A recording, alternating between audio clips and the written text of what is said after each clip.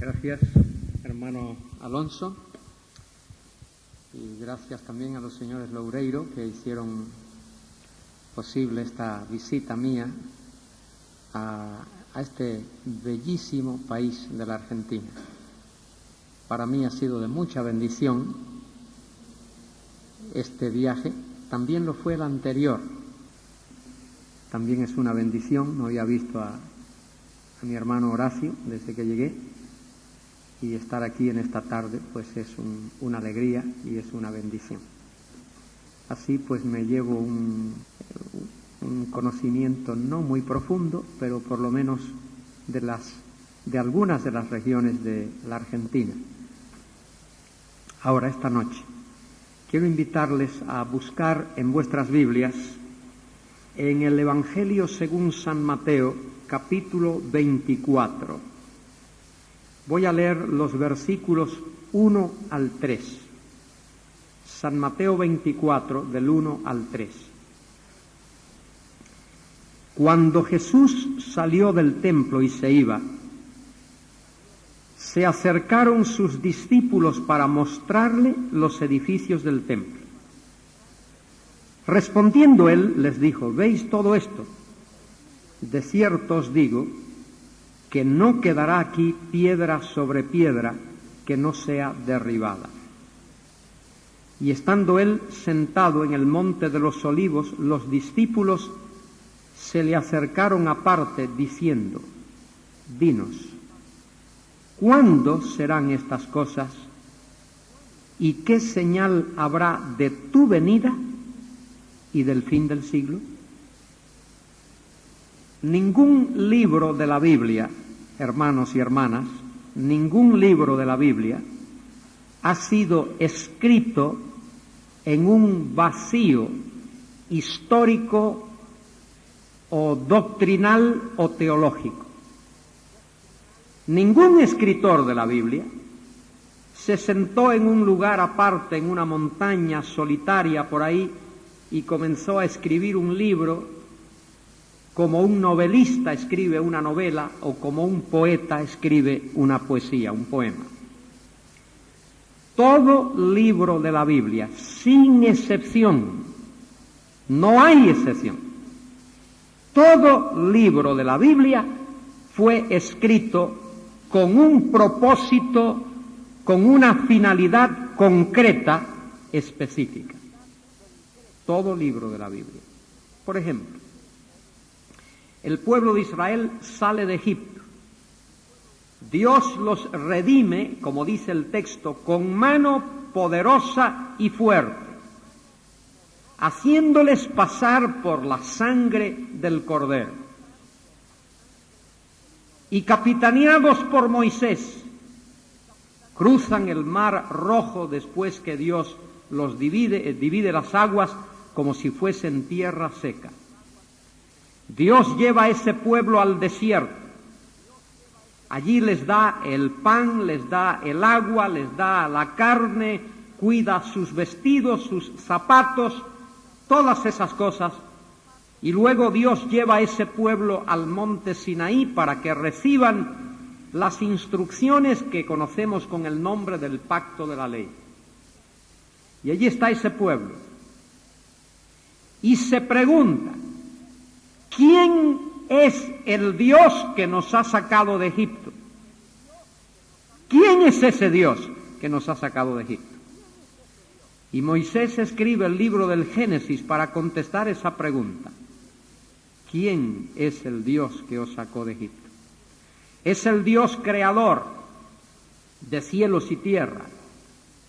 Y por ser el creador es el dueño de todo, y por ser el dueño de todo es el soberano, es el creador del hombre, el que creó al hombre para bendecirlo. Es el Dios que odia el pecado y lo juzga. Es el Dios del diluvio, es el Dios de la Torre de Babel, es el Dios que llamó a Abraham de Ur de los Caldeos soberanamente. Es el Dios de Abraham, de Isaac, de Jacob y de José. El libro del Génesis contesta la pregunta: ¿quién es el Dios que nos sacó de Egipto? Otro ejemplo, dice el apóstol Juan en su evangelio, muchas otras cosas hizo Jesús que no están escritas en este libro, pero estas se han escrito para que creáis que Jesús es el Cristo, el Hijo de Dios, y para que creyendo tengáis vida en su nombre. De manera que Juan escribió su evangelio para enseñar al lector que Jesús es el Mesías, el Hijo de Dios, y para que todo aquel que cree en ese Mesías tenga vida eterna. Ahí está claramente establecido. Pablo escribió su carta a los filipenses para decirle a aquellos hermanos, gracias por el cuidado que habéis tenido de mí a lo largo de mi ministerio, a lo largo de los años. Gracias por haber mandado a Epafrodito con la ofrenda que habéis mandado. Y aprovecho la oportunidad, dice Pablo, para deciros, mantened la unidad de la iglesia. Permaneced unidos en el Señor. Pues miren, el Evangelio de Mateo también no es una excepción. Este Evangelio de Mateo contesta dos preguntas fundamentales. Número uno, ¿qué ha pasado con el reino que Juan el Bautizador anunció, que Jesús anunció y que los apóstoles anunciaron? ¿Qué ha pasado con ese reino? ¿Cómo es que no se ha establecido todavía? Segundo, ¿qué lugar ocupa la Iglesia dentro de ese reino? ¿Cuál es la función, cuál es la misión de la Iglesia dentro de la estructura del armazón del reino de Dios? Y Mateo escribe este Evangelio con el propósito concreto de contestar esas dos preguntas. Y comienza su Evangelio de esta manera. Génesis de Jesucristo, hijo de David, hijo de Abraham. Bueno, ¿cómo es eso? Si Abraham es primero, ¿por qué no dice hijo de Abraham, hijo de David? Porque este Evangelio concierne con esa pregunta, ¿qué ha pasado con el reino? Y el reino está íntimamente atado, conectado con la persona del rey David.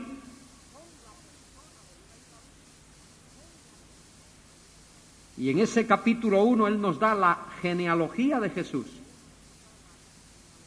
Y nos dice para qué vino. Y llamará su nombre Jesús, porque él salvará a su pueblo de sus pecados. Y ahí está la conexión inicial con el reino anunciado en el Antiguo Testamento. Y luego nos habla del nacimiento del Mesías que tuvo lugar en tiempos del rey Herodes. Y nos dice que del oriente vinieron sabios a adorarle. Vinieron del oriente preguntando, ¿dónde está quién? El rey de los judíos que ha nacido. Porque su estrella hemos visto y venimos a adorarle.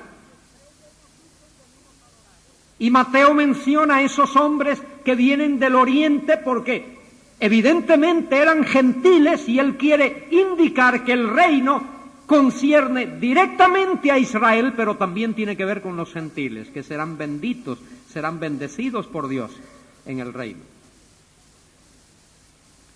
Y luego nos habla de el comienzo del ministerio del Mesías con el bautizador, su precursor, que aparece bautizando allí en las márgenes del río Jordán y llama al pueblo al arrepentimiento. Arrepentíos porque el reino de los cielos se ha acercado. 3:2 de Mateo. Ahora nadie le pregunta a Juan el Bautizador, oye, ¿de qué reino hablas? Ellos sabían, entendían que les estaba hablando del reino prometido en el Antiguo Testamento. Y Juan llama a aquella gente al arrepentimiento y utiliza palabras fuertes. Generación de víboras, ¿quién os enseñó a huir de la ira venidera? Víboras, serpientes, que debía de recordarles a ellos el huerto del Edén y la entrada del pecado en la experiencia humana. Y les dice, haced frutos dignos de arrepentimiento, y no digáis solamente, hijos de Abraham somos, porque os digo que Dios puede de las piedras levantar hijos a Abraham. Y bautiza al Mesías. El Mesías es bautizado no como los otros eran bautizados. Los otros tenían que confesar sus pecados. El Mesías no tiene pecado que confesar. El Mesías es bautizado porque es necesario que se cumpla toda justicia y él tiene que someterse a todos los preceptos humanos porque ha venido a humillarse. Y él es bautizado porque él quiere identificarse con la raza, con el pueblo al que ha venido a salvar. Y tiene que ser bautizado porque en ese bautismo se inaugura su ministerio mesiánico. Y en ese bautismo él es identificado por el precursor como el Mesías, no hay otro. La voz del Padre, el Espíritu que desciende y ahí está él. Y la voz del Padre se escucha, este es mi Hijo amado en el cual tengo contentamiento. Y de allí el Mesías es llevado por el Espíritu al desierto para ser probado. Él tiene que demostrar que está moralmente calificado para ser el Mesías. Y es probado después de 40 días y 40 noches de ayuno, es probado por el maligno. Y muchas veces nosotros pensamos que el diablo está atacando y el Mesías está defendiéndose. Yo creo que es al revés. Es el Mesías el que está atacando y el diablo está defendiéndose. Y después de demostrar que él está moralmente calificado para ser el Mesías, sale de allí. ¿Qué es lo que proclama? Mateo 4:17, arrepentíos porque el reino de los cielos se ha acercado. El mismo mensaje del capítulo 1, el mensaje del capítulo 2, el mensaje del capítulo 3, está en el capítulo 4. Arrepentíos porque el reino de los cielos se ha acercado. Y luego el Mesías sale para predicar y anunciar ese evangelio en las ciudades, aldeas, pueblos de la Palestina. Y después de hacer eso, en un sitio bellísimo que mira hacia el mar de Galilea, se reúne con sus discípulos y probablemente posteriormente viene un grupo de personas, una multitud, y escucha en parte lo que llamamos el Sermón del Monte. El Sermón del Monte comienza estableciendo características de aquellos que esperan entrar en el reino. ¿Cuáles son las características de cualquier persona en cualquier época que anticipa, que espera entrar en el reino? ¿Quién va a entrar en el reino? Todo aquel que ha nacido de nuevo, porque el que no naciere de nuevo no puede entrar en el reino. Y esos que han nacido de nuevo y que anticipan, que esperan entrar en el reino, deben de guardar estas características. No importa si es en los tiempos de Cristo, o en los tiempos posteriores a Cristo, o en nuestros días, o incluso en los días de la gran tribulación. Todo aquel que anticipa entrar en el reino debe de exhibir esas características que están ahí. Bienaventurados los pobres en espíritu, bienaventurados los misericordiosos, bienaventurados los que lloran, bienaventurados los que tienen hambre y sed de justicia, bienaventurados los de limpio corazón, etc.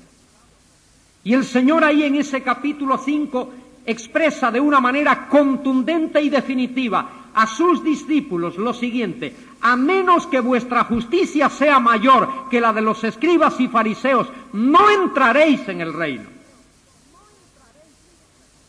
Y luego en el capítulo 6 les habla de cómo deben de hacer sus limosnas y cómo deben de orar.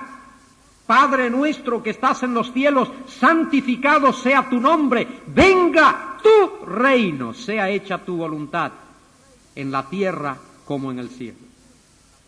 En el capítulo 7 les advierte de no juzgar a otros indebidamente. Y termina ese Sermón del Monte de esta manera maravillosa: el que oye mi palabra y la hace le compararé a un hombre prudente que edificó su casa sobre la roca. Y vinieron las lluvias, y se desbordaron los ríos, y soplaron los vientos, y golpearon contra aquella casa, y permaneció, porque estaba fundada sobre la roca. Pero el que oye mi palabra y no la hace, le compararé a un hombre insensato, que edificó su casa sobre la arena. Y cuando llovió, y cuando los ríos se desbordaron, y cuando soplaron los vientos, aquella casa se desplomó, porque estaba fundada sobre la arena. La roca es la palabra de Cristo. La arena es la palabra de los fariseos y de los saduceos y sacerdotes. Y de allí sale el Señor, capítulos 8 y 9 de Mateo, a anunciar ese evangelio. Y otra vez va por las aldeas y los pueblos y las ciudades y por toda la tierra de la Palestina, y sana leprosos, hace ver a los ciegos, echa fuera demonios. Todas esas señales, que son señales mesiánicas. Cristo no vino a demostrar que Él era Dios.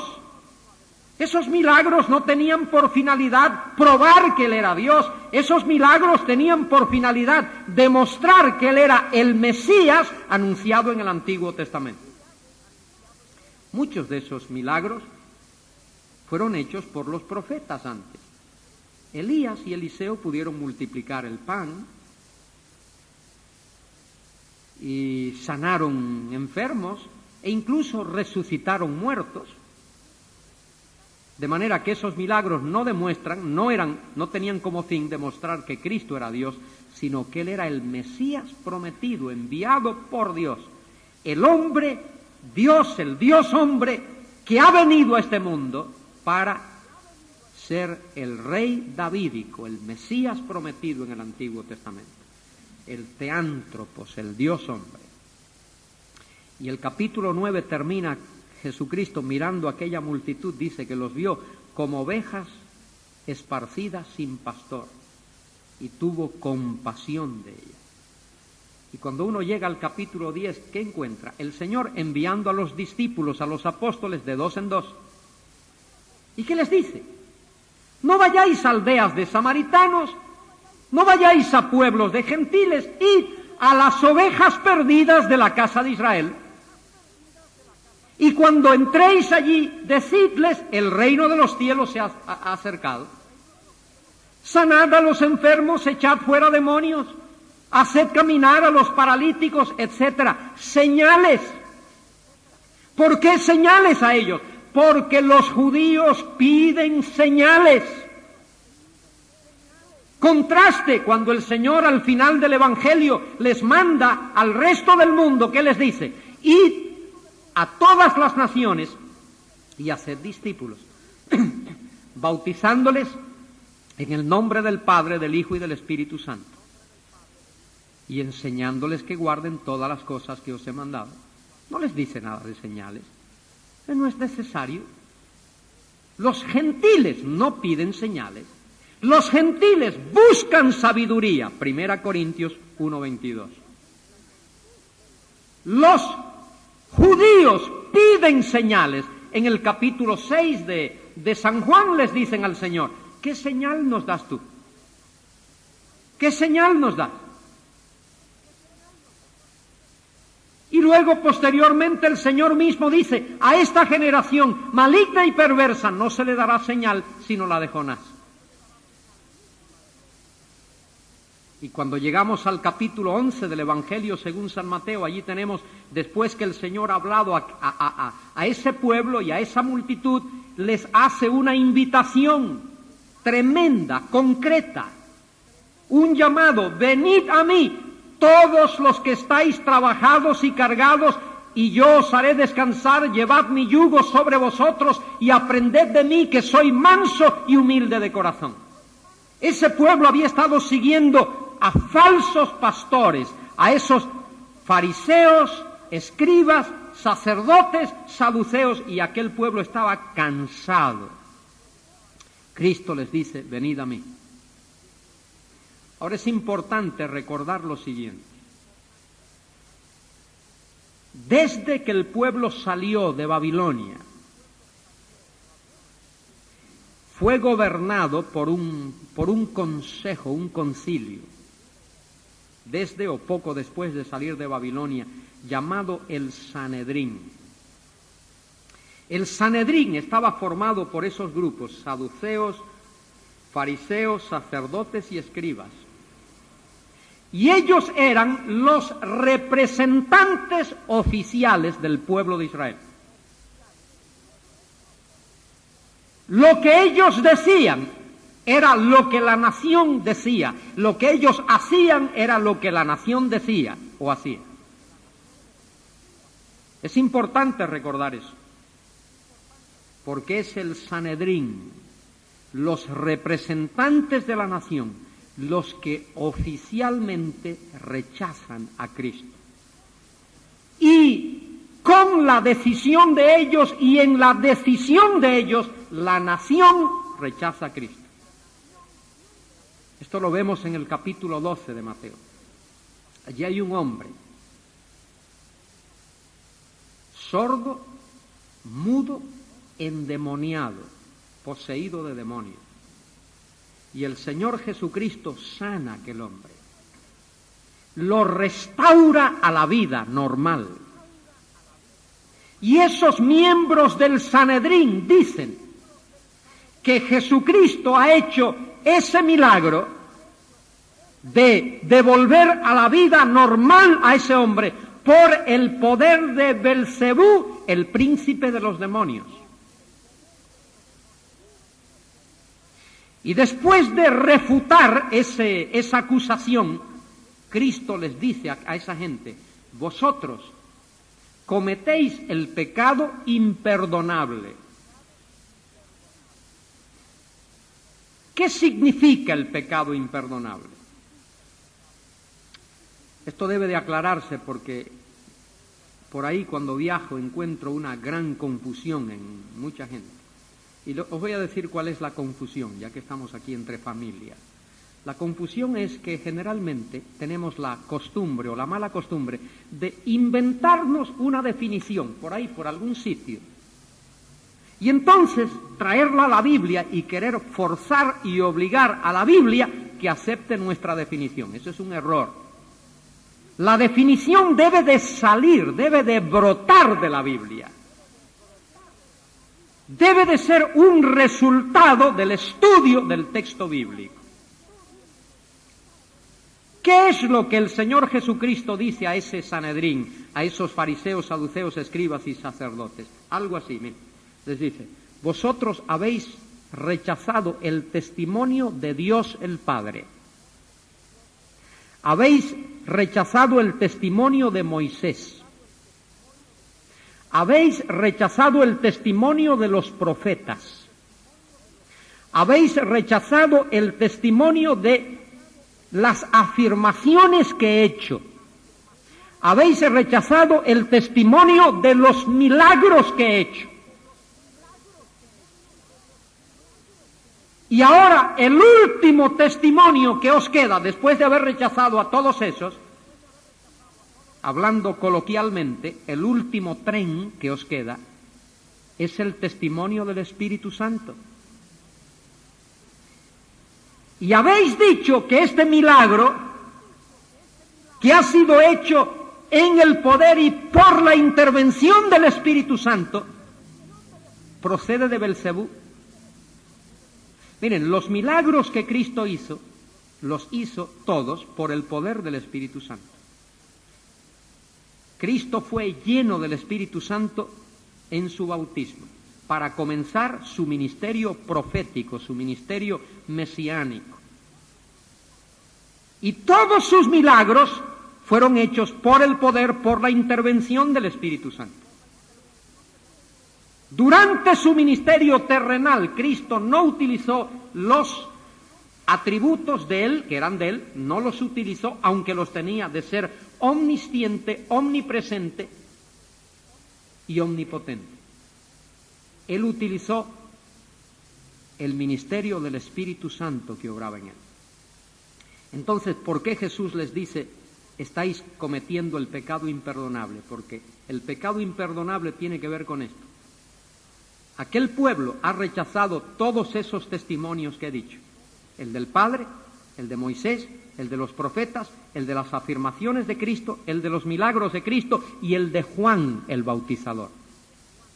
Todos esos.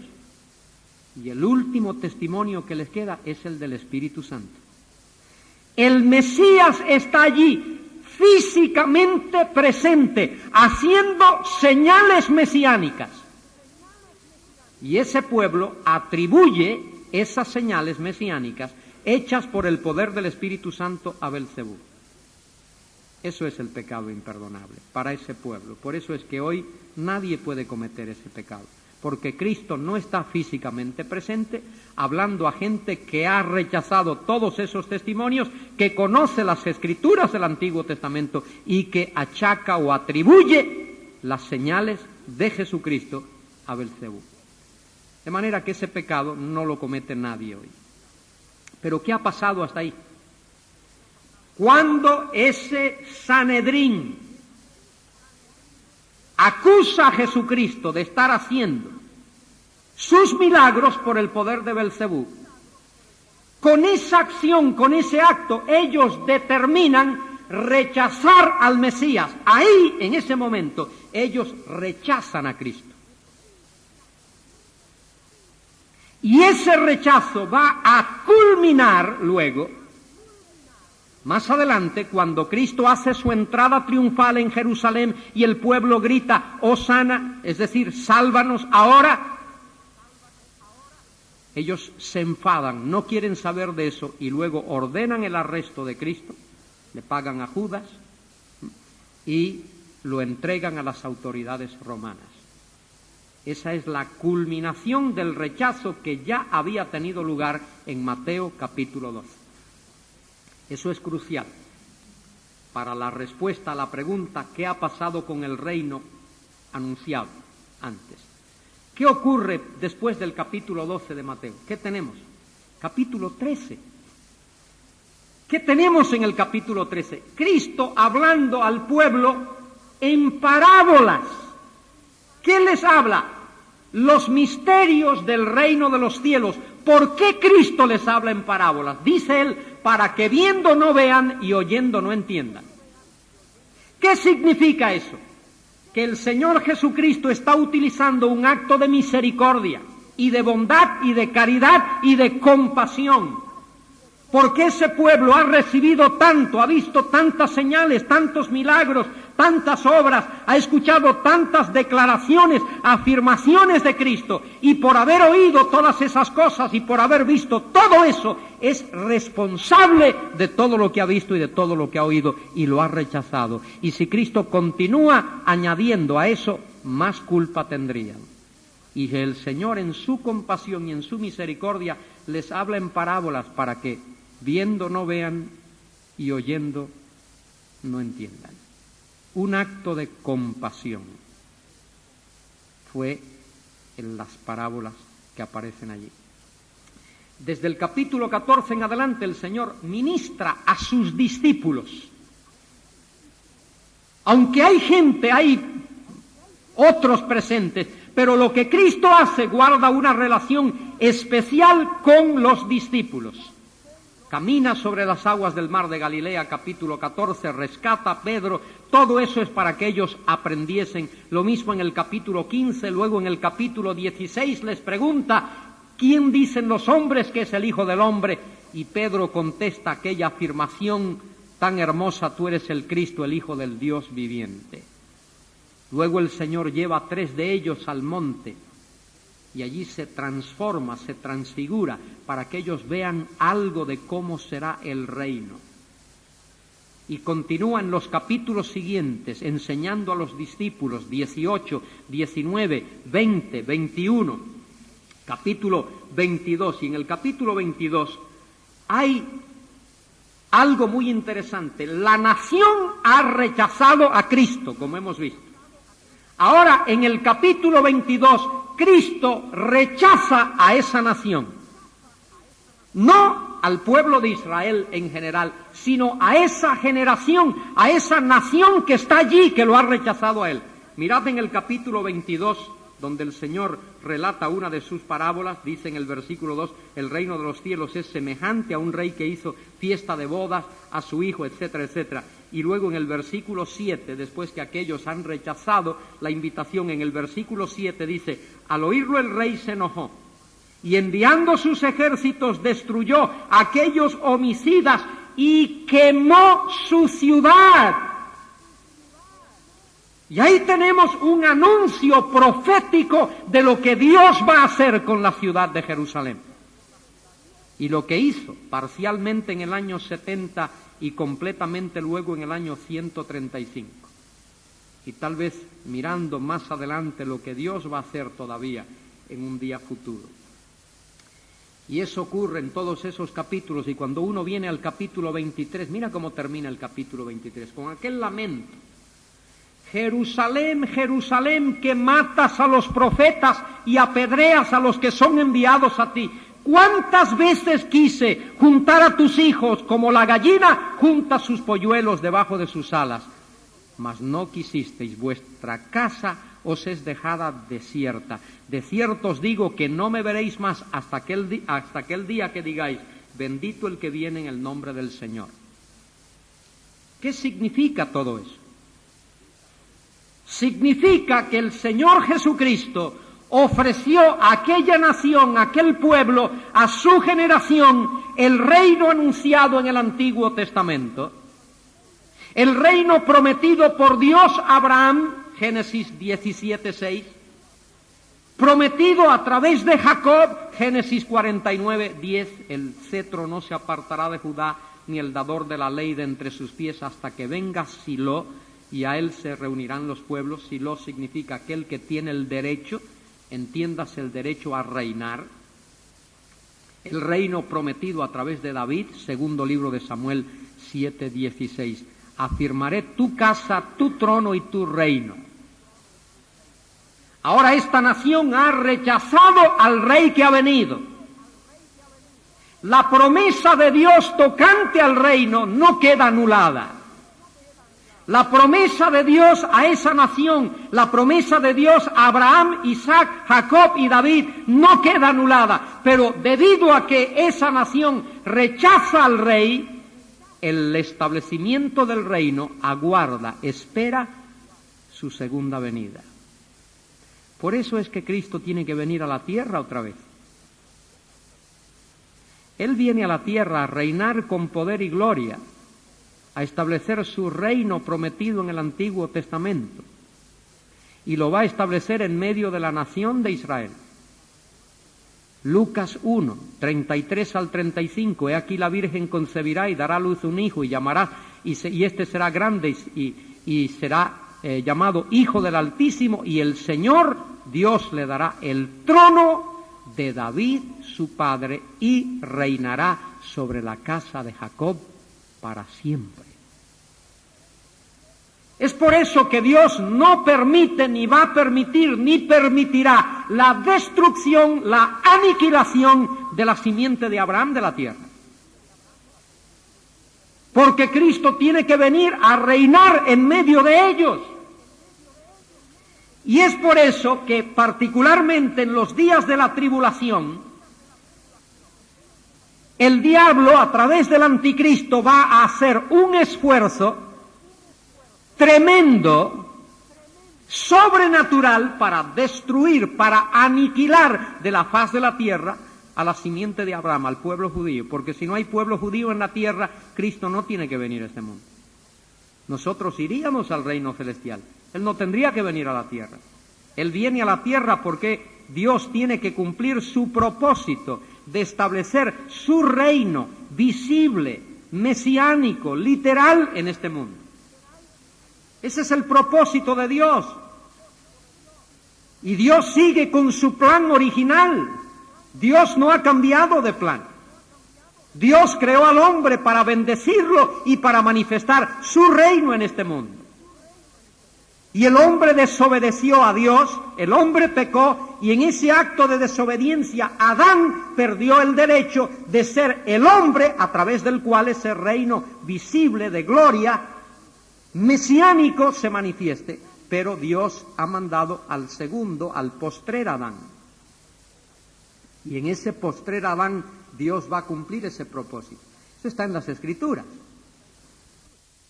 Dice que Dios coronó al hombre de gloria y de honra y todo lo puso debajo de sus pies. Hebreos capítulo 2, versículo 5 dice que Dios no sujetó a los ángeles el mundo venidero del cual el escritor está hablando. Entre paréntesis, ¿de qué está hablando el escritor de Hebreos? Él mismo te lo dice. Está hablando del mundo venidero. ¿Qué era el mundo venidero para los judíos? El reino, el milenio. Dios no ha puesto debajo de los ángeles, debajo de la autoridad de los ángeles, el mundo venidero, el reino. Pero en cierto sitio, dice el autor de Hebreos capítulo 2, Dios dice que todo lo puso debajo de los pies del hombre. Ovejas, bueyes, todo lo puso. Dice, pero aún no vemos esto. ¿Pero a quién vemos? A Jesús, coronado de gloria y de honra, para que por los padecimientos de la muerte, por la gracia de Dios, gustase de los padecimientos de la muerte por todos los hombres. De manera que Dios va a cumplir su propósito.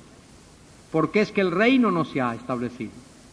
Esa es la pregunta que aquellos judíos tenían, incluyendo aquellos judíos que se habían convertido. ¿Qué ha pasado con el reino? El reino ha tenido que ser pospuesto, su establecimiento. Aguarda la venida de Cristo por segunda vez a este mundo, a esta tierra. Porque, ¿qué va a ocurrir en ese tiempo?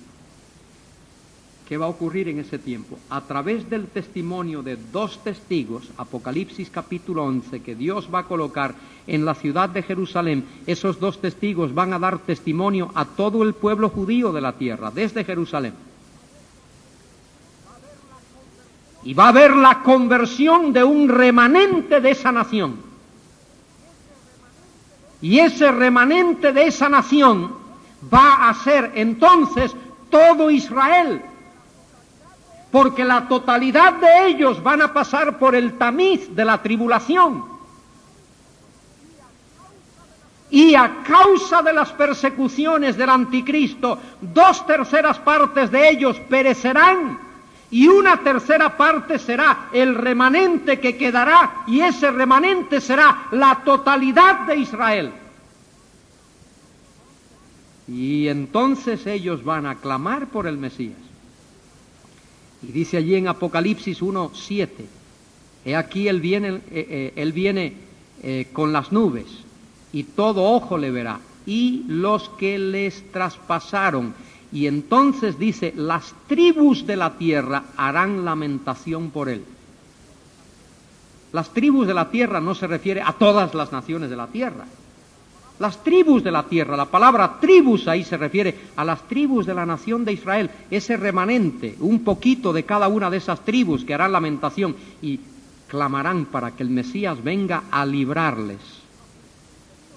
No, mire, el período de la gran tribulación, Mateo 24, es ese período de la gran... Esa es la semana número 70 de Daniel. La última semana de Daniel, semanas de años. 7 años. Y esos 7 años son cruciales para que el propósito de Dios para la nación de Israel se cumpla. Esas 70 semanas constituyen una unidad. Porque dice Daniel 7:24, 70 semanas, entiéndase, 70 semanas de años están determinadas sobre tu pueblo y sobre tu santa ciudad. 70 semanas de años son 490 años, y 69 de esas semanas ya se agotaron, ya se cumplieron. Los primeros 483 años ya tuvieron su cumplimiento. El último aspecto de ese trozo de tiempo, de esos 483 años o de esas primeras 69 semanas, el último aspecto fue cuando el Mesías hizo su entrada triunfal en Jerusalén. Y el pueblo lo aclamó, Hosana al Hijo de David, sálvanos ahora. Y los líderes de la nación se enfadaron y se volvieron un tanto enloquecidos por lo que el pueblo decía. Y luego dice Daniel dice Daniel, y después de la semana 69 se quitará la vida al Mesías. De manera que el Mesías muere después de la semana 69, después de agotado los primeros 483 años. Pero muchas cosas ocurren además de eso. No solo muere el Mesías, sino que resucita y asciende a la gloria, y ocurre el día de Pentecostés, y la iglesia es inaugurada en la tierra, y 2000 años de historia de iglesia ya han ocurrido, pero aún la semana número 70 falta por cumplirse, porque dice Daniel 9:27, y por otra semana confirmará el pacto con muchos. El anticristo confirmará el pacto con muchos por esos 7 años. Y en la mitad de la semana rompe su palabra, quebranta ese pacto, da marcha atrás a su promesa y ordena una persecución universal del pueblo judío. Escuchadme, hermanos, para los judíos los sufrimientos de la gran tribulación tienen que ver con la persecución del anticristo.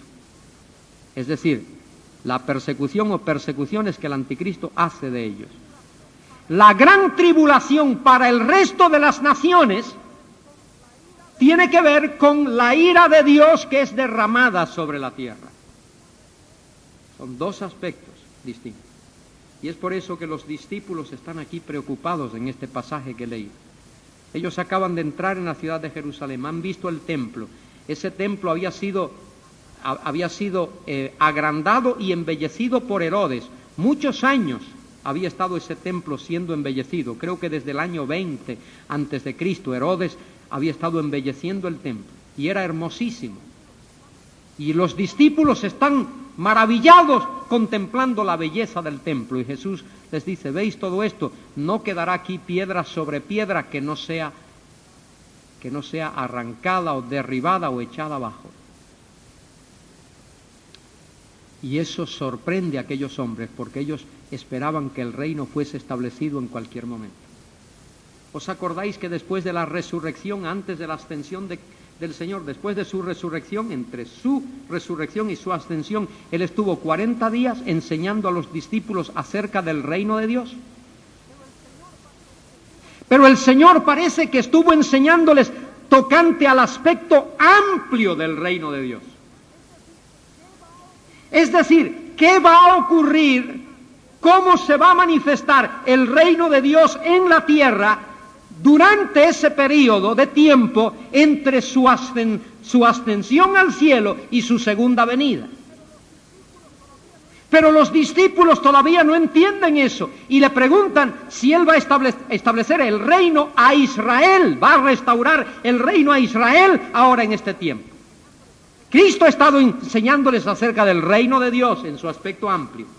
Ellos quieren saber si el reino mesiánico va a ser establecido ya. Cristo les dice: no toca a vosotros conocer los tiempos y las sazones que el Padre puso en su sola potestad, pero recibiréis poder cuando haya venido sobre vosotros el Espíritu Santo, y me seréis testigos en Jerusalén, y en toda Judea y en Samaria y hasta lo último de la tierra. Mientras aguardamos ese día, como pueblo de Dios tenemos la misión de extender el conocimiento de Dios en la tierra. Y ahora ellos están preocupados y tan pronto llegan al Monte de los Olivos y ven que el Señor se sienta. El Señor no se sentó en el Monte de los Olivos allí porque estaba cansado, El sentarse era el acto de un rabino que va a enseñar algo muy importante. Y el Señor se sienta. Y ellos le preguntan al Señor: dinos, ¿cuándo serán estas cosas y qué señal habrá de tu venida y del fin del siglo? Una sola pregunta, no son dos ni tres, es una sola. En el texto del Nuevo Testamento es una sola pregunta. Está todo unido ahí. Esas conjunciones copulativas unen cada una de esas partes de la oración. Dinos, ¿cuándo serán estas cosas y qué señal habrá de tu venida y del fin del siglo? Y no se detienen para preguntar. Es todo una pregunta. Parece que Jesús omite la respuesta a la primera parte de esa pregunta. ¿Cuándo serán estas cosas? El Señor no les dice el cuándo.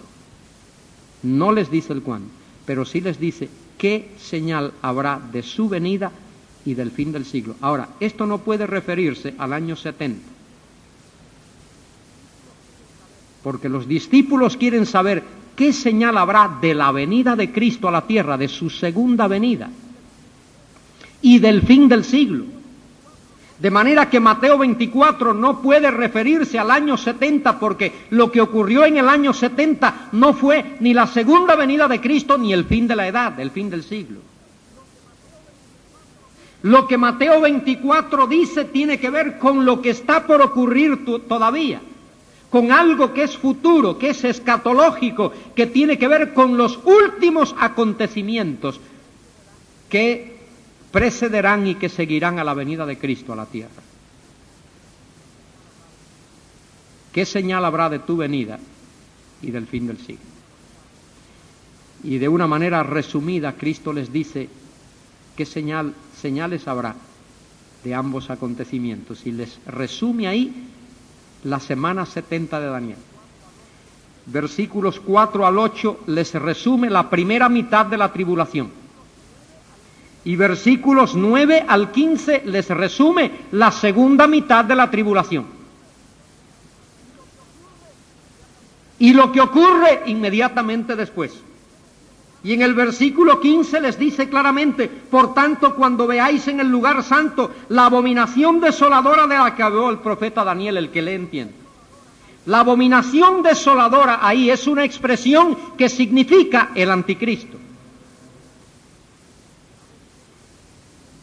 la bestia, el hijo de perdición, el hombre de pecado que Pablo describe en 2 Tesalonicenses 2. El profeta Daniel habla de la abominación desoladora que fue en aquellos tiempos, entre los años 171 y 178, una profecía de Antíoco Epífanes el IV. Antíoco Epífanes el IV invadió la ciudad de Jerusalén, entró en el Kadosh Kadoshim, el lugar santísimo del templo, ofreció una cerda sobre el altar y levantó una estatua del dios de los griegos, Zeus. Y luego hubo que purificar el templo. La guerra de los macabeos, y Antíoco Epífanes el IV fue un prototipo, un precursor del anticristo. Y a ese personaje precursor del anticristo, Daniel lo llama la abominación desoladora, que apunta, que señala aquel final y último hijo de perdición, hombre de pecado, la última abominación desoladora que vendrá y hará en grande lo que Antíoco Epífanes hizo en miniatura. Entrará en la ciudad de Jerusalén después de haber violado, quebrantado, roto el pacto que ha hecho. Establece allí una adoración, sea que haya un templo allí o no lo haya. Él se coloca en el lugar de Dios como Dios y pretende obligar a todos a que lo adoren como si Él fuese Dios. Abominación desoladora. Y el Señor dice: el que lee, entienda, y da unas instrucciones acerca de esto. Mirad al final de este pasaje. Antes de mirar el final del pasaje, observad algo muy interesante. Versículo 14 dice: y será predicado este evangelio del reino en todo el mundo, para testimonio a todas las naciones, y entonces vendrá el fin. Ese mensaje, ese anuncio que Cristo llama aquí el evangelio del reino, será predicado en todo el mundo por los 144.000 israelitas que, según Apocalipsis 7 y Apocalipsis 14, el Señor sella para que lleven ese mensaje por toda la faz de la tierra. ¿Cuál es el anuncio? Es un llamado al arrepentimiento. Arrepentíos, porque el reino de los cielos se ha acercado. El mismo mensaje que predicó Juan, que predicó Jesús, que predicaron los apóstoles. A la luz de la realidad que el establecimiento del reino es inminente, que está a punto de ser establecido porque el Mesías está a punto de venir. Arrepentíos, porque el que no naciere de nuevo no puede entrar en el reino.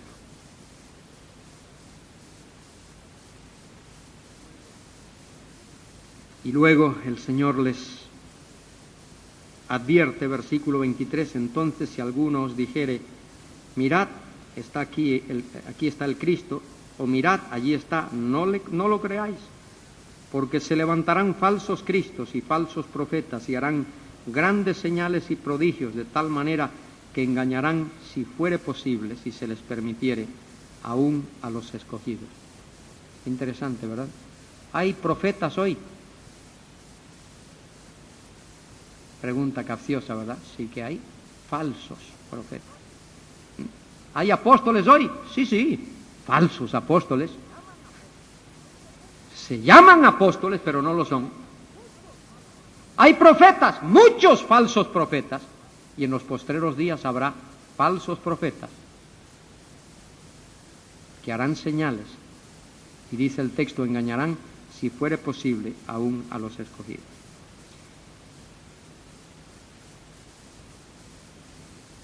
Voy a tratar de resumir esto lo más posible ahora. Miren, en el libro del Apocalipsis, guarda relación directa con esto, hay 3 series de juicios.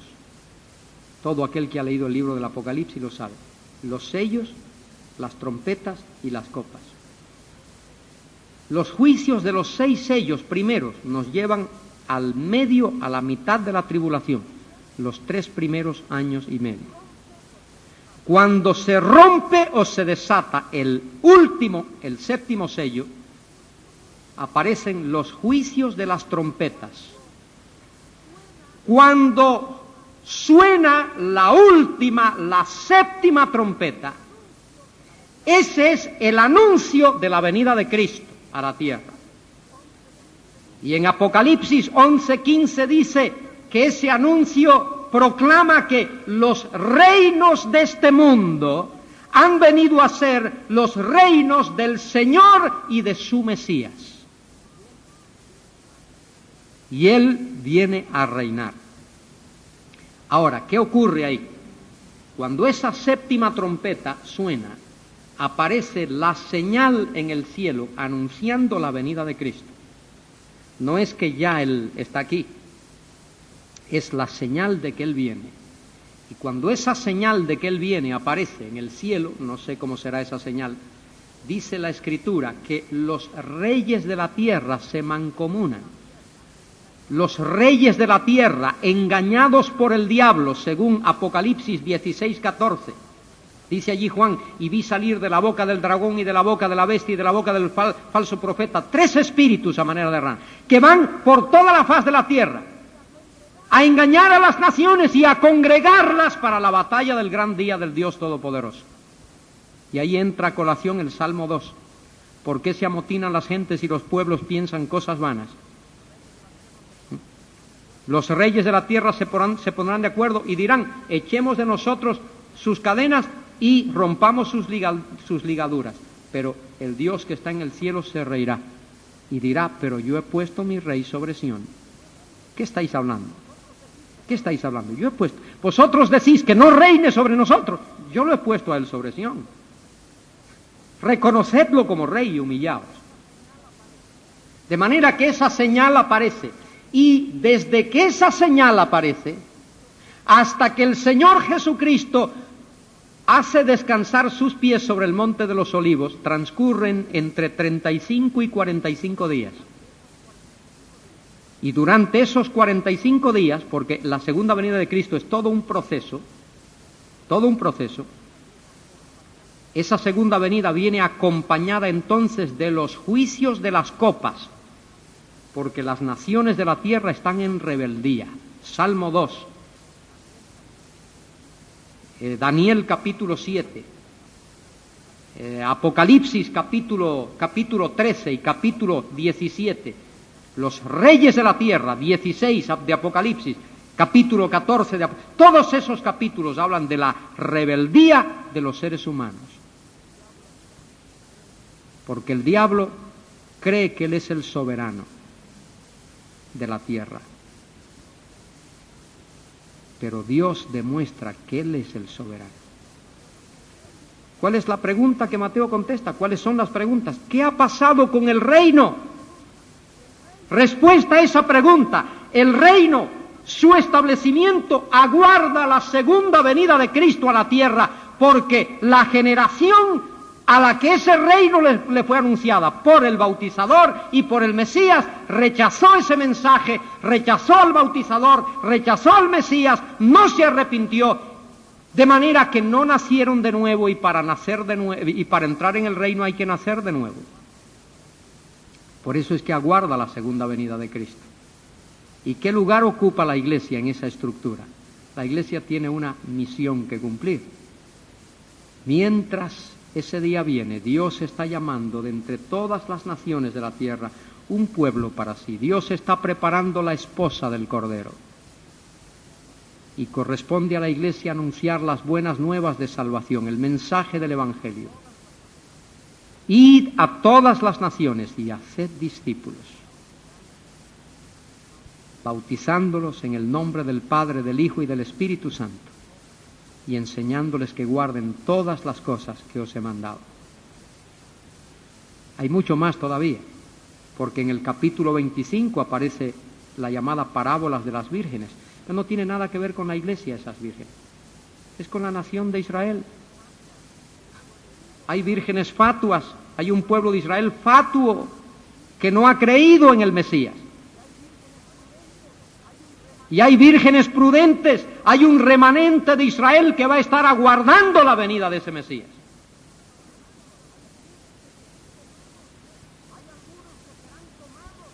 Hay algunos que serán tomados y otros que serán dejados. Nada que ver con el rapto de la Iglesia ahí en ese contexto. Tiene que ver con lo que va a ocurrir cuando el Mesías venga. Esos que son tomados para juicio por ser rebeldes e incrédulos. Y esos que son dejados para que entren a reinar con el Mesías. Porque son las ovejas y son el trigo y son los peces buenos. Al final de la era, al final de la edad, el trigo será arrancado. Esos son los que son quitados y ese trigo es quemado. Los cabritos son apartados y se pierden, son aniquilados, mueren. Y los peces malos igual. Pero los peces buenos son dejados y el trigo es dejado y las ovejas son dejadas, porque esas tres figuras hablan de los que han creído y por lo tanto van a entrar en el reino del Mesías. Gloriosa verdad. Ahora, para que todo eso fuese posible, el Mesías tuvo que morir en la cruz. La cruz era inevitable. La cruz era inevitable. Cristo tenía que morir en la cruz. Él tenía que padecer por los pecadores. Él herido fue por nuestras transgresiones, molido por nuestros pecados. El castigo de nuestra paz fue sobre él y por su llaga somos curados. Y ese es el argumento de Mateo. El rey vino, hizo señales mesiánicas, demostró que era el Mesías, hizo todo lo que la profecía habla de él. Fue precedido por el precursor, aquel Elías, dice el texto. Pero fue llevado a la cruz porque tenía que morir. Su muerte fue una sustitución. Él ocupó nuestro lugar. Su muerte fue una expiación. Él pagó nuestra deuda. Su muerte mira al pecado, redención. Su muerte mira al pecador, reconciliación. Su muerte mira a Dios el Padre, satisfacción. El pecado ha sido pagado.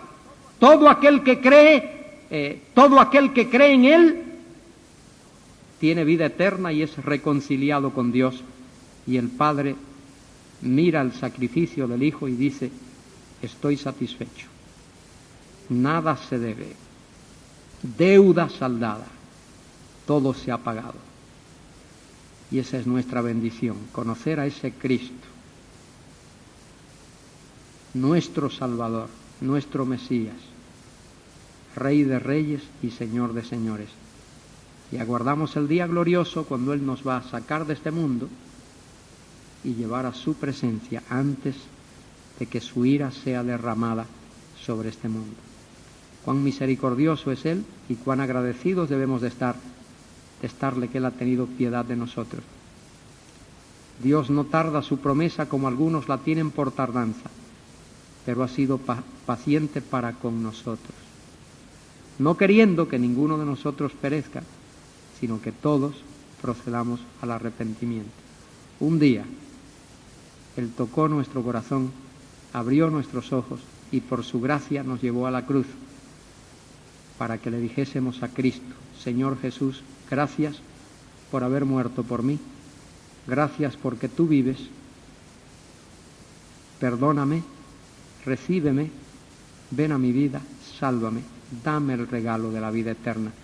Y todo aquel que hace eso experimenta el glorioso perdón que Él da. Quiera Dios bendecirnos y ayudarnos a entender su palabra y a ser agradecidos a Él. Sé que hay un tiempo de un café o de algo, pero lo tomaremos ahora, ¿no? Y ya pues nos despediremos. Ha sido un gusto, hermano, y un gozo poder estar aquí y poder abrir juntos la palabra de Dios. Mi reto a vosotros es: estudiad la palabra, leed la palabra y permitid que la palabra alumbre en vuestras vidas. Dice el salmista: lámpara es a mis pies tu palabra y lumbrera a mi camino. Quiera Dios bendecirnos en ese empeño. ¿Podemos orar? Padre, gracias por tu palabra, bendícela en nuestras vidas. Gracias por tu pueblo aquí, por esta congregación, por estos queridos hermanos. Bendíceles y guárdales a ellos también. Y haz que esta obra crezca para gloria tuya, en el nombre de Jesús. Amén.